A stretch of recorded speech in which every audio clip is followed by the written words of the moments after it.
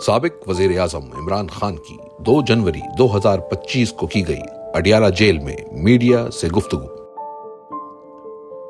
سب کو نیا سال مبارک۔ 2025 حقیقی آزادی کا سال ہے جس میں گھٹنوں پر آئے اس جعلی اور فسطائی نظام کو شکست ہوگی انشاءاللہ۔ اس آمرانہ دور میں شخصی آزادیوں کے خاتمے، بنیادی قانونی حقوق کی پامالیوں اور اداروں کی تباہی نے ملک کے نہ صرف سماجی اور سیاسی نظام بلکہ قانونی و معاشی نظام کو بھی درہم برہم کر دیا ہے۔ جس بھونڈے انداز میں خالد خورشید کو 34 سال قید کی سزا سنائی گئی، اس سے ثابت ہوتا ہے کہ ملک میں رول آف لا کا خاتمہ ہو چکا ہے اور غیر اعلانیہ بدترین آمریت کا راج ہے۔ مشرف دور میں بھی ہم فوج کی مداخلت پر تنقید کرتے رہے ہیں، لیکن اس کے باوجود ہمیں اس قسم کی جبر و فسطائیت کا سامنا نہیں کرنا پڑا۔ وکلا تحریک سے پہلے بھی ہم فوج کی سیاسی مداخلت کے خلاف بھرپور تنقید کرتے تھے، لیکن تب کوئی ایجنسی اپنے شہریوں کو اس طرح سے نہیں اٹھاتی تھی۔ آئینی عدالت بنا کر پورے عدالتی نظام کو تباہ کیا گیا اور قاضی فائز عیسیٰ کی باقیات کو عدالتی نظام کا قبضہ دے دیا گیا تاکہ قاضی کی روایت برقرار رکھتے ہوئے عدالتی فیصلے GHQ کے زیر اثر کروائے جا سکیں۔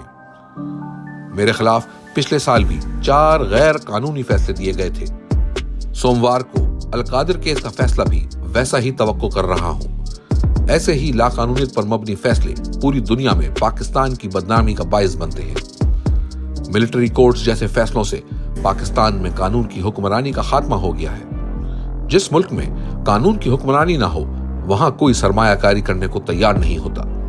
پاکستان میں اب بھی گروتھ ریٹ 0 ہے۔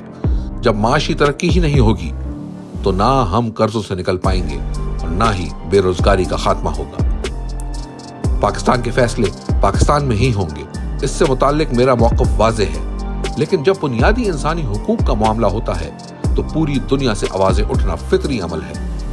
اقوام متحدہ جیسے ادارے اسی لیے ہیں۔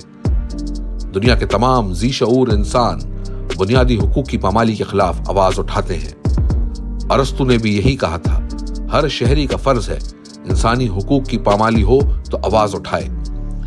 2 قسم کے لوگ ہی انسانی حقوق کی پامالیوں پر آواز بلند نہیں کرتے، ایک خود غرض اور دوسرے بزدل۔ ٹرمپ سے یہی توقع ہے کہ وہ نیوٹرل رہیں گے، کیونکہ بائیڈن نے جنرل باجوہ کے اکسانے پر ہماری حکومت کو عدم اعتماد کے ذریعے ہٹا کر واضح مداخلت کی تھی، جو ساری دنیا جانتی ہے۔ ہماری مذاکراتی کمیٹی حکومت کے ساتھ مذاکرات کر رہی ہے۔ ہمارے مطالبات جائز ہیں۔ نمبر 1، 26 نومبر اور 9 مئی پر جوڈیشل کمیشن کا قیام، اور نمبر 2، سیاسی قیدیوں کی رہائی۔ مجھے مذاکراتی کمیٹی کے ترجمان صاحبزادہ حامد رضا پر مکمل اعتماد ہے۔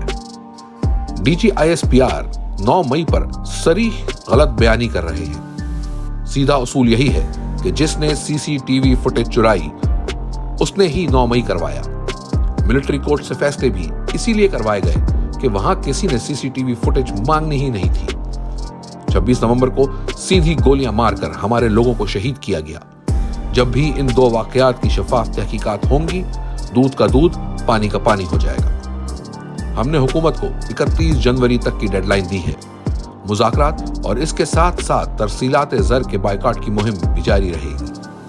اگر حکومت نے ہمارے مطالبات کی منظوری میں سنجیدگی دکھائی تو بائیکاٹ مہم پہ دوبارہ غور کیا جا سکتا ہے۔ مجھے بالواسطہ طور پہ بنی گالہ منتقل کرنے کی پیشکش کی گئی ہے۔